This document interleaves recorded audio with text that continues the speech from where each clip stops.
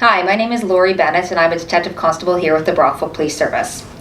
I'm going to read to you today Mud Puddle by Robert Munsch.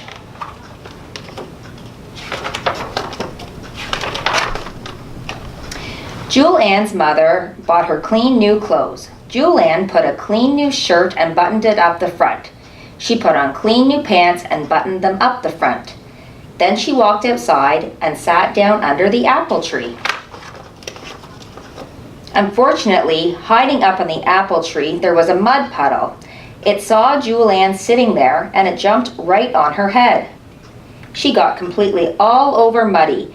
Even her ears were full of mud. Julianne ran inside yelling, "Mommy, Mommy, a mud puddle jumped on me." Her mother picked her up, took off all of her clothes, and dropped her into a tub of water. She scrubbed Julianne till she was red all over. She washed out her ears, she washed out her eyes, she even washed out her mouth. Julianne put on a clean new shirt and buttoned it up the front. She put on clean new pants and buttoned them up the front. Then she looked out the back door. She couldn't see a mud puddle anywhere, so she walked outside and sat down in her sandbox. The sandbox was next to the house, and hiding up on top of the house there was a mud puddle. It saw Julianne sitting down there and it jumped right on her head. She got completely all over muddy. Even her nose was full of mud. Julianne ran inside yelling, "Mommy, Mommy, Mommy, Mommy, a mud puddle jumped on me." Julianne's mother picked her up, took off all her clothes, and dropped her into a tub of water. She scrubbed Julianne till she was red all over. She washed out her ears, she washed out her eyes, she washed out her mouth, she even washed out her nose. Julianne put on a clean new shirt and buttoned it up the front. Then she put on clean new pants and buttoned them up the front. Then she had an idea. She reached way back into the closet and got a big yellow raincoat. She put it on and walked outside.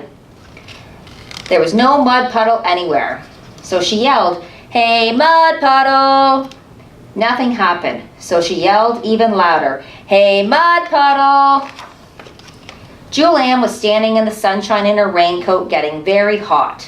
She pulled back her hood. Nothing happened. She took off her raincoat. As soon as she took off her coat, out from behind the doghouse there came the mud puddle. It ran across the grass and jumped right on Julianne's head. She got completely all over muddy.